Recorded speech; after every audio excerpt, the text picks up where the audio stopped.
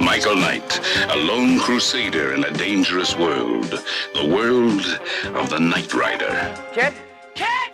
Kitt, it's me, Michael! Kitt!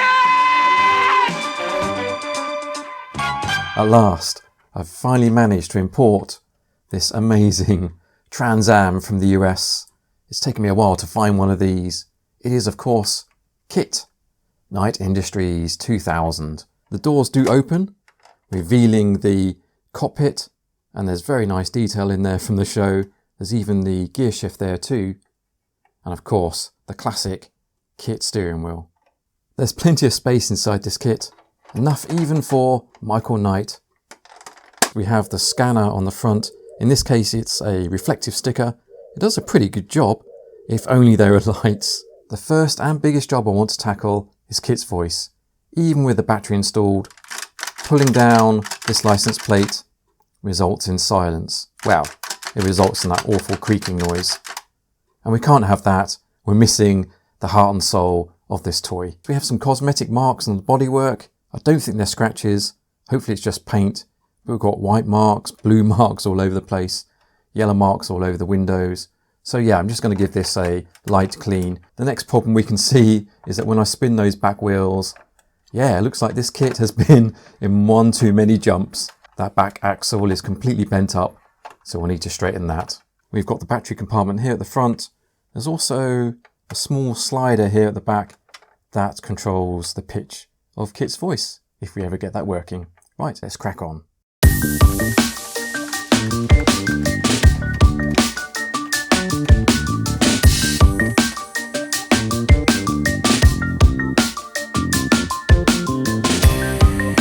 As well as the screws, we've got 4 tabs also connecting the top to the base. This tab here is already detached. I think I'll remove these doors because these doors are quite delicate and I don't want them to break.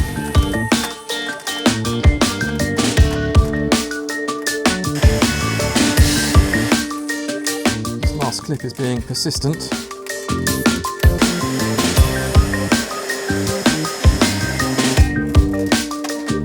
Finally, all 4 tabs are detached, so we can just lift up the body now, I think.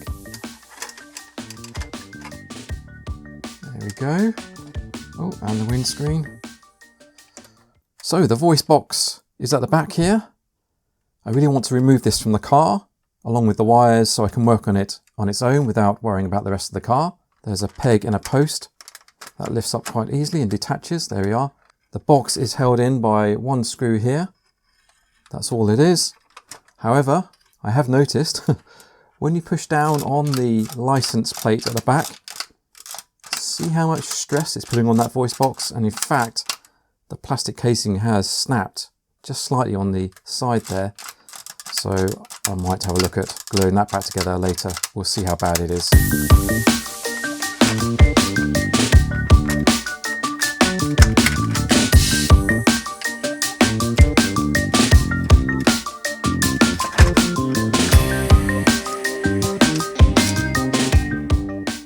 Now would be a good time to mention that this voice box is in fact a record player. It says here on the back, Ozen, Japan. In fact, I believe this is the exact same record player they also use in the vintage Star Wars Imperial Troop Transporter. First of all, we've got a battery. Let's just check that there's a voltage going through there. Should be 1.5. Yep, I'm just taking a look at this record player now. Underneath we've got the switch that's activated by the license plate. We've got the 2 wires that go inside of the case, which are both pinched pretty badly. That seems like a bad design fault. On top we've got what looks like the record player and maybe, what do you call that, the diaphragm to give it some volume. And here is a motor as well. I think I'm just going to have to open this up.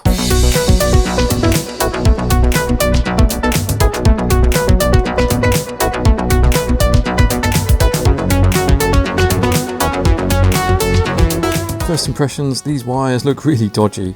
They're definitely pinched, but to be honest, it looks like they were also kind of melted to the plastic here as part of the factory process. Very odd. Let's check there's continuity right through this record player. Oh, okay, that's surprising. There is. Oh, well, that's a good start. So by all accounts, this motor should be spinning when we apply the battery, but it's not. It does feel really greasy. I'm just going to spin the motor a little bit, just see if I can free it up. I will give this a proper clean later on, but this should probably do the trick.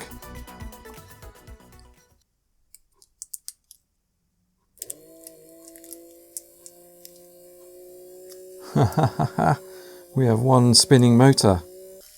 Ah, that's great news. Right, let's see if we can leave that running just to let it loosen up a little bit more. I love this stuff. And the speed lever, it looks like it's just a variable resistor. I think that's what you call them. So if I pull it down, you can hear the motor slowing down. And as I push it up, the motor will speed up. There's no reason why this shouldn't work. Well, hopefully anyway. But how does it work? First of all, we have the record. It's just like a vinyl. We've got all the grooves with the recordings of the sayings. On the side, we've got a belt, and that belt will go around the pin of the motor. So as the motor's spinning, the record spins. Next, we have the arm with the needle on the end. If we just have a look at the needle, well, we can hardly see it. It's covered in plastic that it's gathered over the years. Once I've cleaned that off, hopefully the voice will be much clearer. The needle starts here on the right, and as you can see, it pushes against this metal strip here. And as it pushes against it, it breaks the circuit, so the motor stops running. This diaphragm, also known as a speaker, looks like the Star Trek Enterprise to me. Fascinating. It rests on top here, and is held down by the lid. As it's held down, it pushes against the record player arm. So at the moment, the record arm is being held by the diaphragm over on the right, so it's in the off position. When I press the button, it will push up the diaphragm and release the arm, like so. Now underneath this, a record is now spinning because the motor's been activated. And as that needle is following the groove, the needle gets pulled back to the right again, and eventually will break the circuit and switch off the motor. Now the one thing that's baffling me is whenever you press that button, you get a random saying. At the moment, I have no clue how that works. It's pretty clever, whatever it is. Right, let's give everything a good clean, remove all that grease, remove all that crud, and reassemble, and hopefully we can have a really crisp, clean Kitt voice. Let's crack on.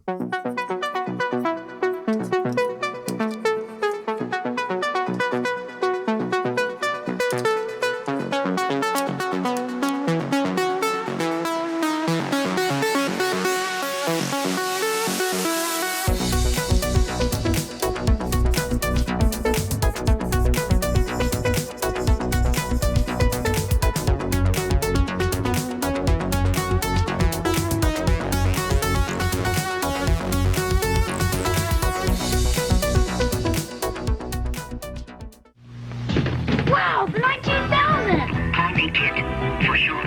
It's off! What is our next mission? Push the license plate. Knight 2000 voice car says 6 different things. Sequence may vary, batteries not included. And it comes with a Michael Knight action figure. Scanner indicates danger ahead. Kitt, save me! Hurry! This was Knight's lucky day. The Knight 2000 voice car comes with a Michael Knight action figure. From Kenner. It's the next day, and I couldn't just leave the fact that I didn't understand how the random phrase selection worked. So I've been thinking about it all night, and then it dawned on me that there is one random element here. So when the arm starts in the middle like this, and then goes to the outside and drops down, the random part is at what point on the record does it drop down, because this is spinning. So it got me thinking, there must be something about the outer edge of this record. And there is. There are some lead-in tracks. 1, 2, 3, 4, 5, 6. The same number as phrases in this Kitt car. So the record spins round, the needle drops and randomly engages with one of those lead-in tracks, which then plays the associated phrase. I love this kind of thing. 2 moving parts. There's real beauty in the simplicity of this design. First step of reassembly is to pull this drive belt over here, just to make it easier for us to pull this belt over the motor in a minute. We now place the record into the back first. Here's the tricky part. We need to pull the belt over the drive shaft of the motor. There we go. Next we lay the diaphragm on top of the pegs here. Then we take our spring and just balance that on top of the speaker. Then finally we take our case and just gently align that without knocking everything over the back and over the front of the motor. Now we're ready to test. As soon as I apply the battery though, it's going to play one of the tracks, and that's because the needle right now is on the outside of the record. What is our next mission?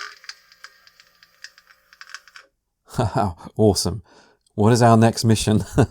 That's one of the phrases, and that was pretty loud and clear. I'm very pleased with that. Your reflexes are slow. Your reflexes are slow. Okay. Your reflexes are slow. Your reflexes are slow. That's a common problem with these. You'll often find that they'll play the same phrase over and over again, but there is a fix for that. It's all to do with this innocent looking screw here on the top. If you notice underneath there's a spring that pushes down on the diaphragm, which itself is pushing down on the needle which is reading the record. If you tighten this screw, you're putting more force down on that needle against the record, and if you loosen this screw, you've got less force against the record. It's just like a real record player where you balance the arm. If the arm is too light, then the needle can often skip over the grooves, and if the arm is too heavy, the needle can literally erode the vinyl. Put your speed setting halfway, so then you can adjust up and down later, and then loosen the screw as much as you can before it falls out. And then press play and have a listen. Your reflexes are slow. So as you can hear, I'm constantly getting Your reflexes are slow. your reflexes are slow. If you notice the voice is high pitched as well, that's because the record can spin faster because there's less friction against the needle. The next step is to tighten the screw just a little bit at a time is best, and then test again. Your reflexes are slow. We have the same track, but if you notice the pitch is slightly lower, that's because there's more friction now against the record player from the needle. Let's try again. Engaging the infrared tracking scope. Oh, we've got a different phrase that time. Engaging the infrared tracking scope. Now seems to be stuck on there. Engaging the infrared tracking scope. Now what I think is happening is that some of those grooves that we saw on the outer edge earlier are going to be of different depths. So the needle is going to engage in those grooves that are kind of deeper, and the shallower ones it's going to skip over. So by putting more force down, there's a better chance that the needle is actually going to engage with those shallower grooves.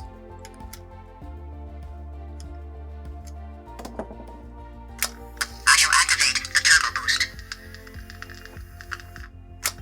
Your reflexes are slow. Engaging the infrared tracking scope. What is our next mission? That's much better. Now we're getting a lot more of the phrases. You just tighten up a little bit on each test and see what happens. Of course, the tighter you're going, the slower the record is going to be, so that pitch is going to go lower, but then you can just counterbalance that with the sliding adjuster underneath. After some fine tuning, I've managed to activate all 6 phrases, Call me Kitt, for short. and I think I've got the pitch just about right.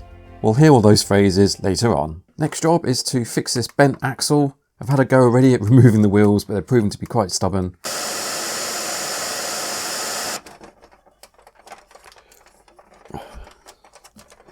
These wheels do not detach from these axles. I have tried. I think the only way you can remove them is by damaging them. I've used good old brute force, used a pair of pliers, and just basically bent these things back into shape. I did it off camera for fear of the vintage toy police chasing me down for abuse. That's much better. These are loose though, if you look. Both the rear axle and the front axle the same. I fear I may be using some hammers.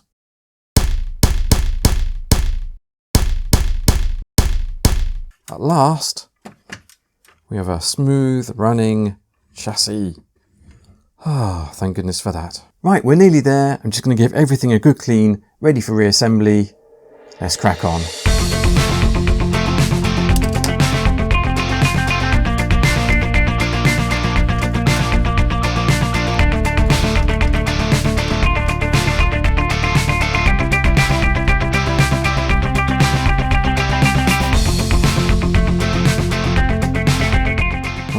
ripped off the license plate so I can glue down this sticker, but also just give it a good clean in hope that I can stop it from squeaking.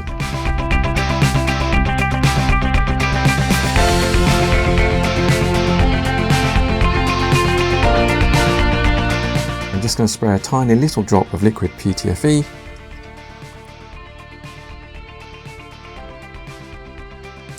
Much better. We're finally ready to reassemble. So the first job is to get the voice box back into Kitt. So I'm just going to feed the 2 wires through the back. You see there. You want them to go over the axle there. You don't want the wires to be hanging down. Slide it into the left side first and drop it down. Next we need to feed the wires through the hole at the front there. Blue was on this side and it is labelled blue and red. Insert the battery. Your reflexes are slow. Oh, thanks, Kitt. We don't really know where the world is gonna go, but now everybody knows that you can't stop for too long. Got to keep going. Don't really know where the world is gonna go, but now everybody knows that you can't stop for too long. Got to keep going. Don't really know where the world is gonna go, but now everybody knows that you can't stop for too long. Got to keep going. Don't really know where the world is gonna go, but now everybody knows that you can't stop for too long. Got to keep going. Kitt, now you've regained your voice, what have you got to say for yourself? Engaging the infrared tracking scope. Your reflexes are slow. I shall activate the turbo boost. Call me Kitt for short. Scanner indicates danger ahead. What is our next mission? And there we have it, the 6 voices of Kitt. This restoration has taken me a little longer than I expected, but I've loved it. I hope you've enjoyed it too. Stay safe everyone, and cheers. Thanks for making it this far. Leave a comment, like and subscribe, or try some of these other VTR classics. Until next time, stay safe and cheers.